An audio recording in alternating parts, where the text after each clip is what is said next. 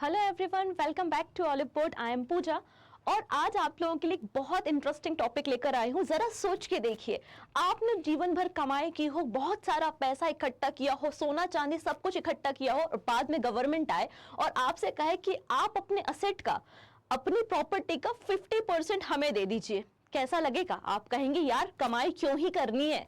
तो यहाँ पर एक बात बहुत ज्यादा डिस्प्यूटेड चल रही है और अभी इलेक्शन का दौर चल रहा है, तो काफी ज्यादा यहाँ पर ये डिस्कशन का टॉपिक है। हम बात कर रहे हैं इनहेरिटेंस टैक्स के बारे में। क्या होता है इनहेरिटेंस टैक्स, क्यों है न्यूज में, कब इसे इंट्रोड्यूस किया गया था इंडिया में और कब इसे अबॉलिश किया गया, क्या है पूरा मामला, पूरी बात को हम डिटेल में जानेंगे। आइए वीडियो की शुरुआत करते हैं और अगर वीडियो पसंद आए तो आप लाइक बटन पे क्लिक करना तो बिल्कुल भी नहीं भूलेंगे। चलिए, पूरी कहानी को समझने से पहले जरा सोचिए, दो प्रकार से आपकी इकोनॉमी एक तरीके से वर्क करती है। एक होते हैं आपके कैपिटलिस्ट और दूसरे होते हैं आपके कम्युनिस्ट। कैपिटलिस्ट का हमेशा से सोचना रहा है कि कोई भी व्यक्ति जो पैसा कमा रहा है, जो अर्न कर रहा है, जैसे कि मैं हूं या आप है, आपने बहुत सारा पैसा कमाया, पूरा जीवन भर काम किया और बहुत सारी प्रॉपर्टी को जोड़ा, वो आपकी प्रॉपर्टी है, आपने अपने ब्रेन का इस्तेमाल करके अपनी ग्रोथ की है और उस पर अधिकार आपका है, ठीक है। लेकिन कम्युनिस्ट लोग का ऐसा नहीं है। कम्युनिस्ट का सोचना है कि आपने जो प्रॉपर्टी अर्न की है वो गवर्नमेंट के रिसोर्सेज का इस्तेमाल किया है, भले ही ब्रेन आपका था लेकिन गवर्नमेंट के रिसोर्सेज का रिस्पॉन्सिबल या गवर्नमेंट के रिसोर्सेज का आपने इस्तेमाल किया तो आप रिस्पॉन्सिबल हैं उन्हें भी पे करने के लिए। ऐसा कम्युनिस्ट लोगों का सोचना है और ये डिस्प्यूट काफी लंबे समय से चला आ रहा है और यही एक रीजन था कोल्ड वॉर का between the USA and Russia, ठीक है। अब यहां पर मामला क्या है, क्यों ये न्यूज में है, तो पूरी कहानी समझने से पहले हमें थोड़ा सा इलेक्शन के पहले जाना पड़ेगा। इलेक्शन के पहले का क्या मतलब है, जब मैनिफेस्टो इशू हुए थे तो याद है कांग्रेस का जो मैनिफेस्टो था उसमें उन्होंने कहा था कि हम अगर इलेक्शन जीत के गवर्नमेंट बनाते हैं, गवर्नमेंट का फॉर्म करते हैं तो हम एक काम करेंगे, सबसे पहले हम कास्ट बेस्ड सेंसस और सोशियो इकोनॉमिक सेंसस कराएंगे। हम यहाँ पे सर्वे करेंगे कि किसके पास कितना असेट है, कितनी प्रॉपर्टी है, ऐसा उन्होंने बोला था, ठीक है। और यहां पर एक पर्सन है जिनका नाम है सैम पित्रोदा और ये पर्सन जो है वो कांग्रेस के ओवरसीज प्रेसिडेंट है, कांग्रेस के ओवरसीज प्रेसिडेंट है। और रिसेंटली इन्होंने अपना एक इंटरव्यू दिया और इंटरव्यू में इन्होंने इनहेरिटेंस टैक्स के बारे में बात की। प्रॉब्लम इज दैट इन्होंने बात की इन जनरल सेंस में, बात की कि अमेरिका में ऐसा होता है, लेकिन प्रॉब्लम ये हो गई कि ये पूरा मुद्दा पॉलिटिकल एंगल से देखा जाने लगा। क्योंकि जब इन्होंने सैम पित्रोदा ने ये बात कही, इनके बारे में अगर आपको नहीं पता, मैं थोड़ा सा आपको ब्रीफ आइडिया देना चाहती हूँ कि जो सैम पित्रोदा है ये इंडिया के पर्सन है और उड़ीसा स्टेट से बिलोंग करते हैं, बट इंडिया में रहते नहीं है, अमेरिका में रहते हैं, ठीक है। और बहुत ही पुराने संबंध, बहुत ही समय से इनके रिलेशन कांग्रेस के साथ आपको देखने को मिलेंगे। इंदिरा गांधी जी ने इन्हें इनवाइट किया था इंडिया में, कहा था कि आप आइए, अपने इनोवेटिव आइडियाज इंडिया में दीजिए और हम अपनी सरकार में इसे इंप्लीमेंट करेंगे। लेकिन कुछ समय बाद ही इंदिरा गांधी जी की डेथ हो जाती है। लेकिन जब राजीव गांधी जी प्राइम मिनिस्टर बनते हैं तब सैम जी इंडिया आते हैं और जो आप बात करते हैं ना कि राजीव गांधी जी ने कंप्यूटर इंट्रोड्यूस किया इंडिया में, बोला जाता है ये आइडिया भी इनका था। इन्होंने 20 PhD की रखी हैं, तो आप समझ सकते हैं कितने इंटेलिजेंट व्यक्ति ये हैं, ठीक है। तो उनकी कोई बात ऐसी सस्ती नहीं हो सकती।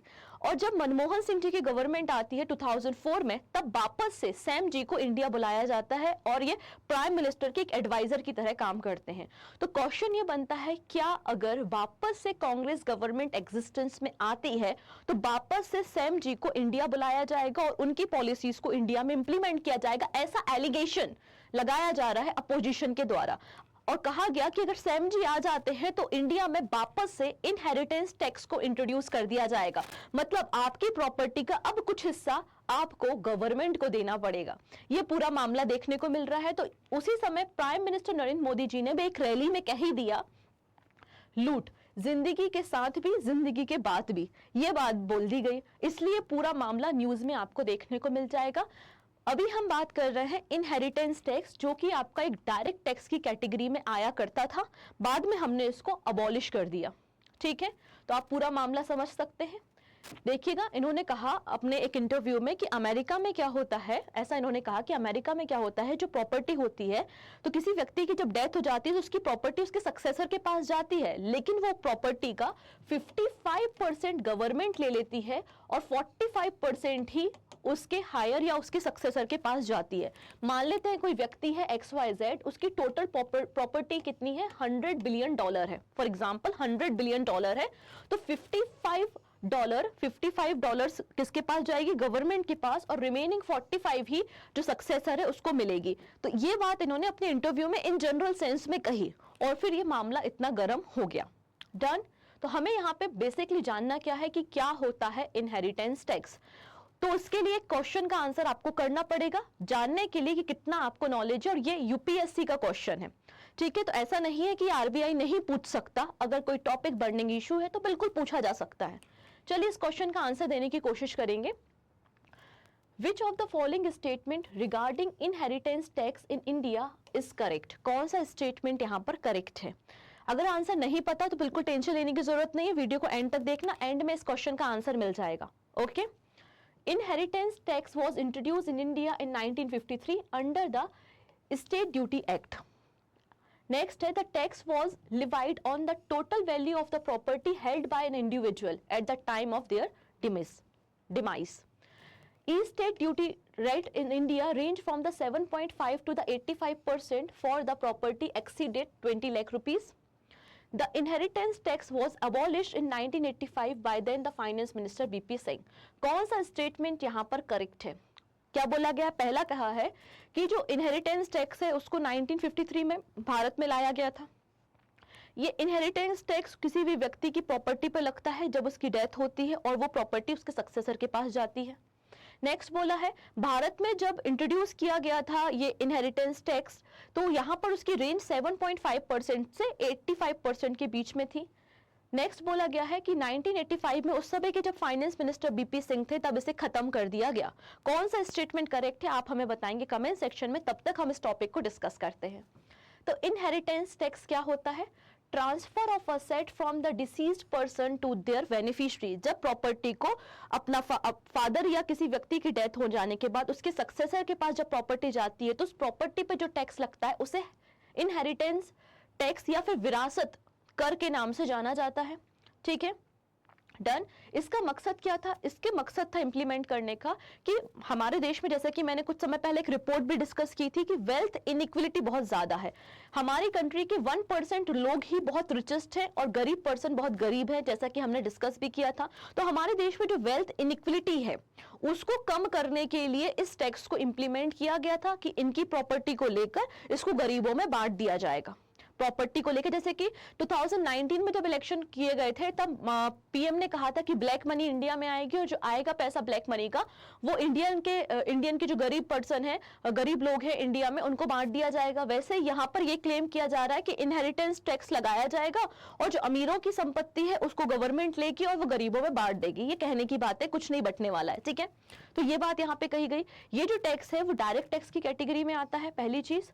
और अभी फिलहाल बात करें तो इंडिया में इस तरीके का कोई भी टैक्स नहीं है। 1953 में डेफिनेटली इसे इंट्रोड्यूस किया गया था, बट 1985 में इसे अबॉलिश कर दिया गया, इसे खत्म कर दिया गया। तो थोड़ी सी कहानी हम जान लेते हैं, इंट्रोडक्शन। तो यहाँ पर इस टैक्स को 1953 में इंट्रोड्यूस किया गया था, ठीक है, कोई दिक्कत नहीं। इसकी रेंज 7.5% टू 85% आपको देखने को मिलेगी। जैसे जैसे प्रॉपर्टी आपकी इंक्रीज होगी तो इसका टैक्स का रेट भी इंक्रीज हो जाएगा। तो जरा सोच के देखिए, मैं अगर 100 रुपए कमाती हूँ, मेरे मरने पे मेरी प्रॉपर्टी 100 रुपए है फॉर एग्जाम्पल के लिए, तो 85% गवर्नमेंट ले लेगी, केवल 15% ही मेरी संपत्ति का मेरे बच्चों तक पहुंचेगा। इसका ये मतलब है। तो समझ सकते हैं जब ये घटना चल रही थी हमारे देश में तो लोग तो यही सोचेंगे, यार मैं क्यों ही कमाऊं, और जब मैंने अगर कमाया ही है तो मैं गवर्नमेंट को क्यों दूं। ऑब्वियस सी बात है, मन में थॉट तो आता है। तो क्या किया जाने लगा, लोगों ने बहुत सारे लूप होल्स को ढूंढ लिया। कैसे लूप होल्स?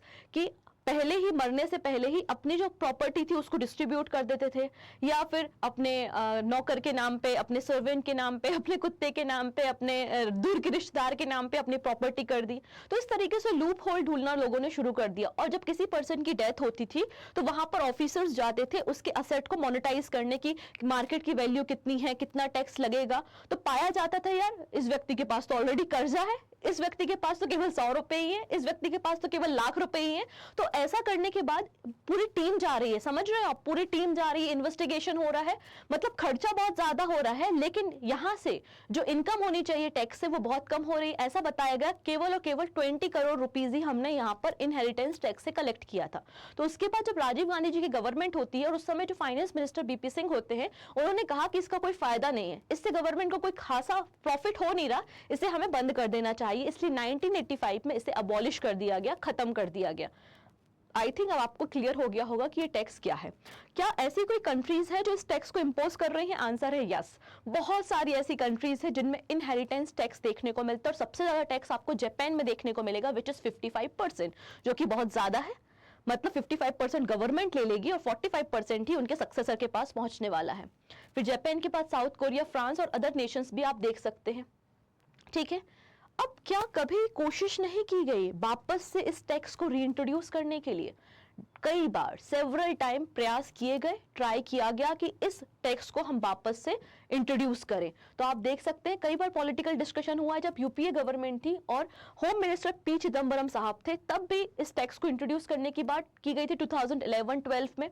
फिर एनडीए गवर्नमेंट 2014 में आई, तो उस समय भी हमारे जो फाइनेंस मिनिस्टर थे जयंत सिन्हा, उनके द्वारा प्रपोज किया गया कि हमें वापस से इनहेरिटेंस टैक्स को इंट्रोड्यूस करना चाहिए। और अरुण जेटली जी ने भी वापस से इंट्रोड्यूस करने की बात की थी 2018 में। तो काफी बार डिबेट हो चुका है, लेकिन अभी तक रीइंट्रोड्यूस नहीं किया गया है। अब इंडिया में कुछ और टैक्स भी थे जिन्हें अबॉलिश किया गया था, लेकिन रीइंट्रोड्यूस कर दिया गया। तो एक ये भी डर है कि क्या वापस से ये टैक्स आएगा भारत में? देखेंगे आप, wealth tax and gift tax. तो वेल्थ टैक्स को अबॉलिश किया गया था 2015 में, एंड गिफ्ट टैक्स को अबॉलिश किया गया था 1998 में, लेकिन वापस से हमने इनको रीइंट्रोड्यूस किया। वेल्थ टैक्स को रिप्लेस कर दिया गया additional surcharge of 2% on the super rich person. इसके अलावा गिफ्ट टैक्स को भी हमने रीइंट्रोड्यूस किया 2004 में। इसमें कोई भी गिफ्ट अगर आपको मिलता है, अगर आपको कोई दूर का रिश्तेदार दे रहा है जो आपके रिलेशन में नहीं है, तो पहले था कि अगर आपको 25,000 रुपीज तक का गिफ्ट मिल रहा है तो ठीक है। अगर आपका गिफ्ट का प्राइस 25,000 से ज्यादा है तो आपको टैक्स देना पड़ेगा। बाद में इस लिमिट को बढ़ाकर 50,000 रुपीज कर दिया। तो आज की डेट में हमारे देश में जो गिफ्ट टैक्स की लिमिट है वो 50,000 है। 50,000 रुपीज तक अगर आपको गिफ्ट मिलता है तो कोई टेंशन नहीं, अगर उसके ऊपर आपका गिफ्ट है तो उस पर आपको टैक्स देना पड़ेगा। ठीक है, लेकिन मैरिज के जो गिफ्ट होते हैं वो इसके अंदर इस कैटेगरी में इंट्रोड्यूस नहीं किए गए हैं। डन। अब क्वेश्चन का आंसर जानने से पहले, क्योंकि क्वेश्चन स्टार्टिंग में पूछा था मैंने, उसका आंसर जानने से पहले एक छोटी सी इन्फॉर्मेशन है। अभी हमारी समर सेल चल रही है जिसमें आपको 40% हमारे सारे प्रोडक्ट में ऑफ देखने को मिल जाएगा। तो अगर आप कोई भी प्रोडक्ट लेना चाहते हैं, ऑलिव वुड के एप्लीकेशन पे विजिट करके देख सकते हैं। ठीक है, चलिए, ये क्वेश्चन मैंने आपसे पूछा था, तो सही आंसर है 1, 2, 3 एंड 4। मतलब सारे के सारे स्टेटमेंट यहाँ पर करेक्ट थे, और करेक्ट क्यों थे वो भी मैंने आपको डिस्कस कर ही दिया है। आई होप आपने वीडियो एंजॉय किया होगा, कुछ नया जरूर सीखने को मिला होगा। तो मिलते हैं नेक्स्ट वीडियो में, कभी कुछ और ऐसे ही बर्निंग इश्यू को हम डिस्कस करेंगे। Take care and bye bye.